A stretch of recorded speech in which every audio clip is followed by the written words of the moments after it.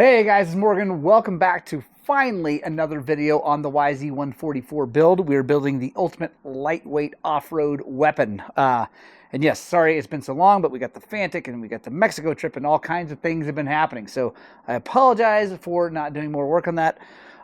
We're also waiting on the crankshaft to come back from Crankworks, down in Arizona. We had them balance it to a 144 piston. So I'm really excited about that, because a lot of times you put these big bore things together and they run okay, but not great, because they vibrate and it's not the best. It's kind of like, I don't know if I should have done that. But we are trying to make this thing into the ultimate setup, so it's actually super smooth, runs really good, and all that good stuff. Today's video is going to be about modifying the cases for the 144, removing the bearings that are in there, installing new bearings, and putting the crankshaft into the bottom end. Let's start with the cases. A lot of you guys probably know that if you do the Athena 144, sometimes you have to modify the cases. Well, technically, I don't have to. On this bike, the 05 and up, they actually modified it. I'm going to show you. I've got this together. This is why I've left this like this and haven't done anything to the bottom end yet, is because I'm going to be doing a little bit of grinding here. And I don't want those, well, the shavings are going to go in there, but I'll be able to blow them out no problem. So let me show you something. On the older bikes, this right here was bigger and kind of covered up that thing, and you had to come in here and grind this out to make room if you wanted to put a big bore. With the 05 and up, you can take a look.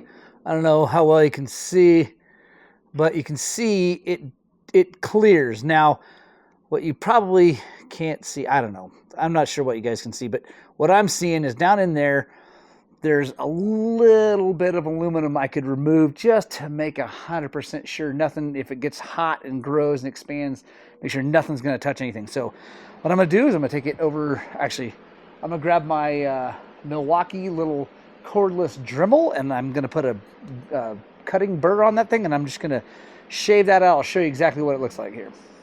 All right, guys, now I know a lot of guys are trying to do this either in the bike or whatever, and you're trying to put all the stuff. I just can't recommend enough just taking the thing apart and taking it out and doing it right. You see right here, there's just a little bit of a ridge right there, and it does clear with the cylinder, but I'm going to smooth that ridge out just a tiny bit just to make sure there's nothing that's going to touch that piston. All right, we got our Milwaukee cordless guy here. This thing makes this so nice. Got a carbide burr. We're just going to go nice and easy.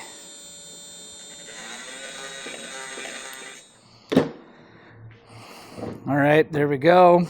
Now we'll slide this back on, just triple check, make sure we're all good. All right, looks good. Now I'm going to take just a little more off of this meat here.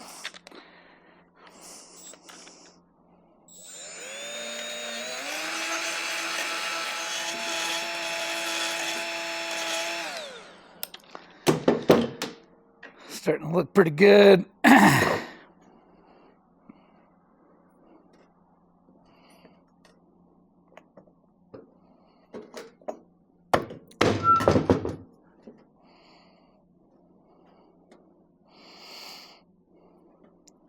All right, guys, that looks good to me. Nothing protruding, nothing gonna grow any and be able to catch that piston. So like I said, you could actually just put these together on the 05 and up, but I like to do that, just a little bit more metal out of there just in case this thing's getting wrung out, which it will, because it's a small bore, and that way nothing can possibly touch that piston when it gets hot. So now, since we left all the old bearings and all that stuff in there, we don't have to worry about any of those shavings right now. We're just going to blow them all out of there, and we're going to start taking out old bearings. I'll show you how we do that. All right, guys, we're going to start with the left side case. Doesn't matter which one we start with. Doesn't really make any difference. But one of the big things is going to pay attention here, guys. If it's got keepers on it, you got to pull those out first. Right. It doesn't hurt to heat them up a little bit.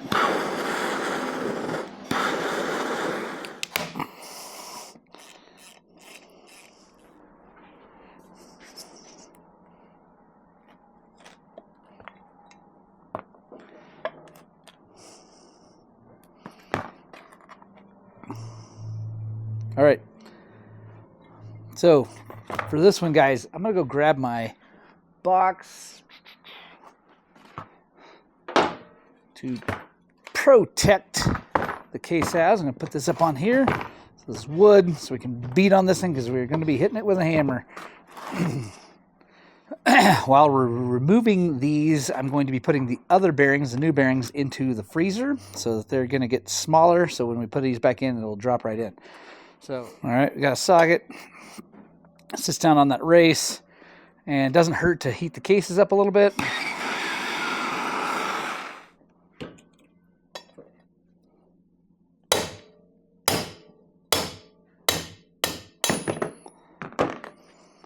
There's one. And this one, guys, is symmetrical on, like, it's same on both sides. I don't need to worry. The one that's going to go in will be that exact size. Now this other one, since we can't come in from here and hit it, we're going to go get our blind bearing puller. Actually expand. Yeah, there we go. Now, honestly, guys, I have the Tusk version at my house. I think I like it better. It's got more sizes than this. But this one works good too. There we go. That was easy. All right. This side is super clean. We're going to go blow it all out, wash it out, get all the shavings out of here before we go back together. Let's do this other side.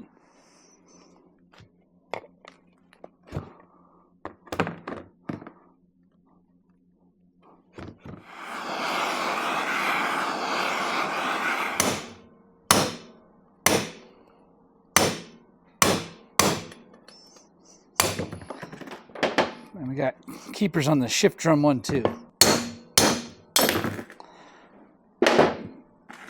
There we go. All right, guys. That's all the bearings except for this water pump bearing. I'm going to get that same thing. Just use a little bitty thing. Anyway, pop that out, get another one in. I just need to get actually my other blind bearing puller for that because the one from Tusk does have an 8 mil, and that's about 8 mil. So we're going to pull that out. Now what we're going to do is, like, once I get that out, you guys, it's through the magic of TV, you're going to see it'll be all good. But I'm going to clean these all up, get all those shavings out, blow them out really, really, really good. My buddy, Mike Schwartz, is the one who vapor blasted it for us. Massive thank you to Mike. Another thing to do before you take the old bearings and everything out, just have it done, because then when you pull it out, then you're going to clean it afterwards. So better get that phone. All right, guys, got the cases all cleaned up, ready to rock and roll. Now it's time to put some stuff back in here. I'm going to go grab the bearings out of the freezer. I'm going to start with the main bearing, and then we'll do the rest of the transmission bearings. And the key here, guys, is to have those bearings super cold, and we're going to heat this case up and expand it so they drop right in.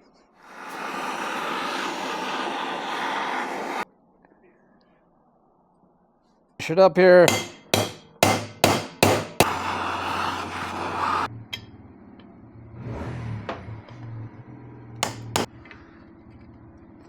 That one just fell right in.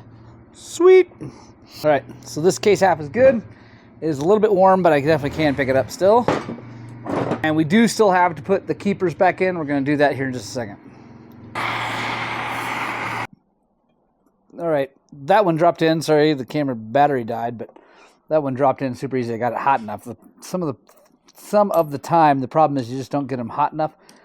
The bearings are nice and cold. It's just a matter of getting the cases warm enough, so you got to take your time to get it hot. Size. There we go. There we go. Right, guys, all the bearings are in, happy. Just take your time. Don't beat on the inner races with anything. That's why I'm using this bearing driver. These are aluminum, so they're not going to hurt the steel of the race, and they go to the outside. So that is key, to make sure you get to the outside of the race and you're driving it in nice and square. You don't want any like cocking of it going in, because it can strip metal off the cases actually and cause problems down the road. So yeah, I'm going to go ahead and put the keepers in real fast. You don't need to watch me do that. I'm just going to put some good red stuck nuts on that. And then one thing I will show you real fast, one second. I like to take this Z-Max lube and hit these bearings with a little bit of lube. That way, if it takes us a little bit to get it back together, they won't rust. They're just steel.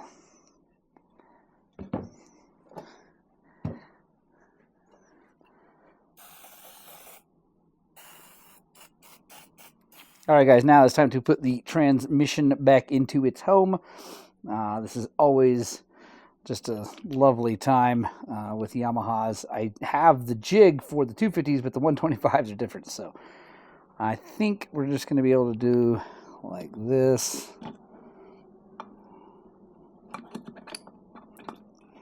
Kind of wiggle. There we go. And we've got ours marked right, so that is all the way down. It's like, because this is the right side of the case over here. So we're going to come down in here. And these are actually easier because they're not hooked to the shaft like the 250s. So you can scoot them in and then put the shafts in later. Same with the drum. Center, and then this is left. All right, now what we can do is kind of slide those out of the way this way. You can see I got them out of the way. Take our shift drum, put it down in to its home, and then we can kind of just come up here, get each one of these into the groove, shift shafts, work them down.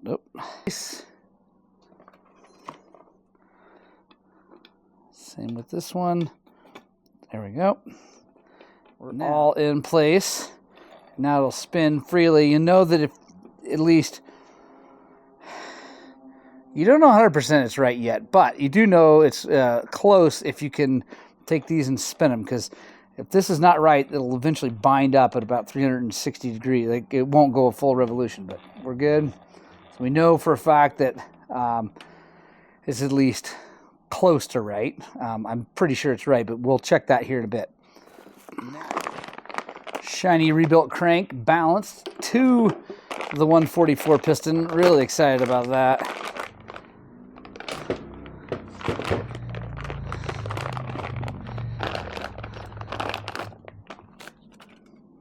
Crankworks does such a nice job.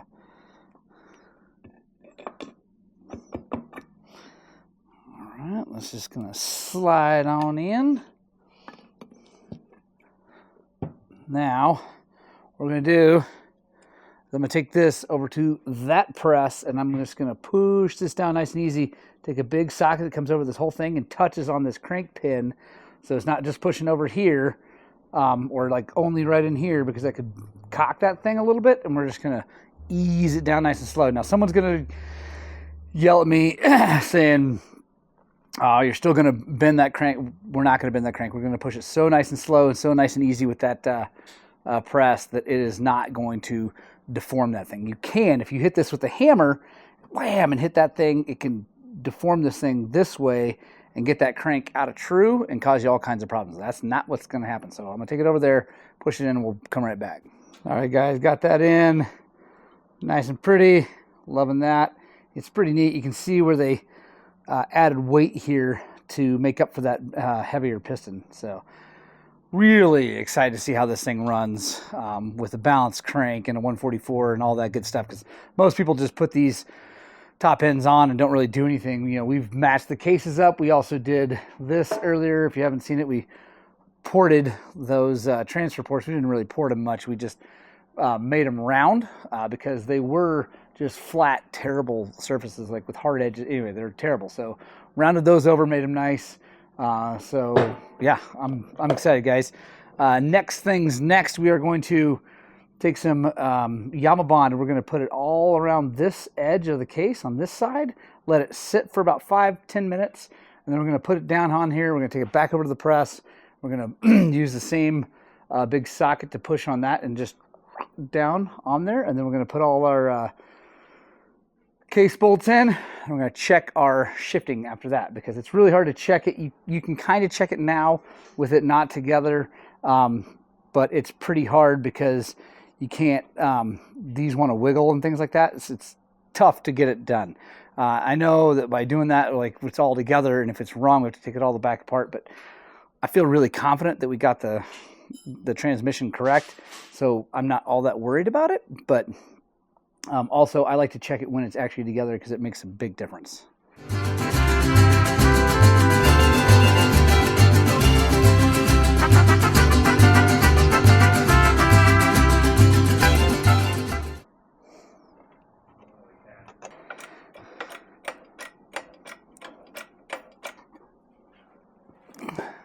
Sweet, right on, guys. That went well. Crank moves nice and smooth. Now we're just gonna put all the crank bolts in and tighten those down, and then quadruple check that everything still moves nice and smooth, because that is where you can end up with an issue with if you tighten the crank, the case bolts down, and then it binds up, you know you've got a problem.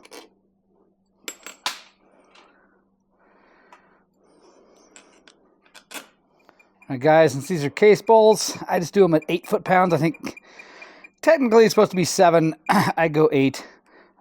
Just makes me feel a little bit better, and it's not enough to cause like a problem.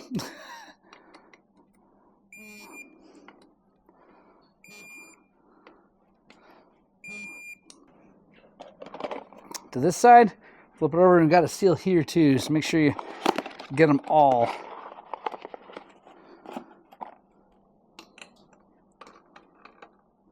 All right, seals all in. Now, shifting mechanism.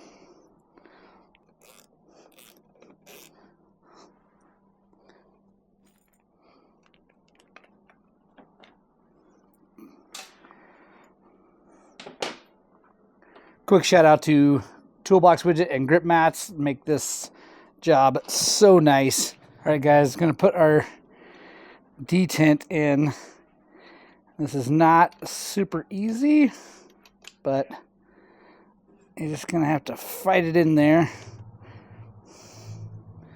And take our bolt, put a little bit of thread locker on that. And we're going to line it up here. And you got to be really careful here, guys, because it's easy to strip this out or cross thread this. You just want to be super careful about starting that nice and straight. Okay, that feels good. And as you get close, there's a shoulder on this bolt that you have to get this thing lined up or it'll bind. So we get down there. I'm going to show you from up here, guys. So you can see this is not aligned with it. So we're going to take our screwdriver, we're going to push it like that while I turn the screw. Thanks again, fellas. You bet, Ken. Thank you, man. Have fun out there. Right on. I'm actually going to be gone. Unfortunately, my kid has got a welding competition in Oklahoma for the school he's going to. But right now we're going to take this piece, guys, like I showed you before, these things. I'm going to come in here, line it up, and you're going to... I take a flat blade and kind of push those little flappies in. There we go. They drop down in. And thread lock these bolts.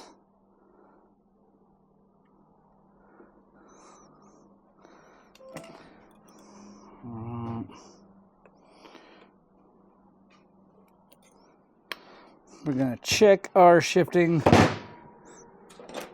Grab a shifter.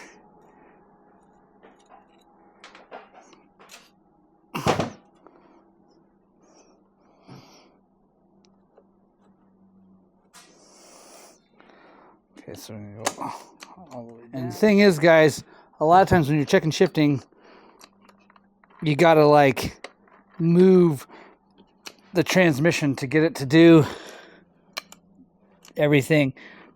There we go. Okay. Like you actually have to spin the shafts for it to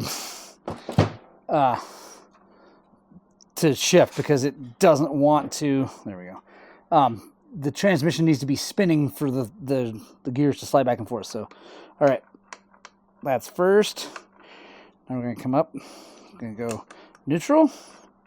Spin the right one without the left one going. I'll go second. There we go.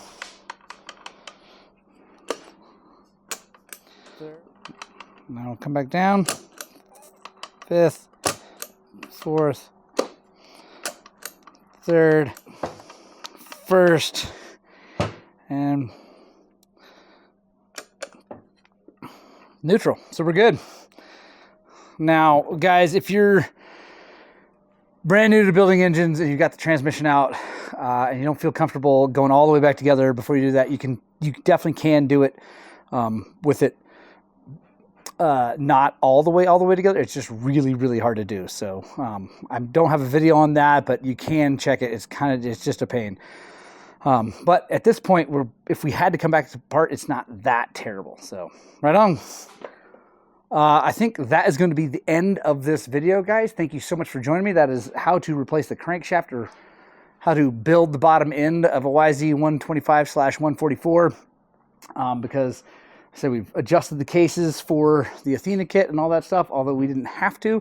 We did because we want to make sure we got clearance. Super happy. Let me know, guys, if you use this video to do your own work. I love to hear your stories about how I help you.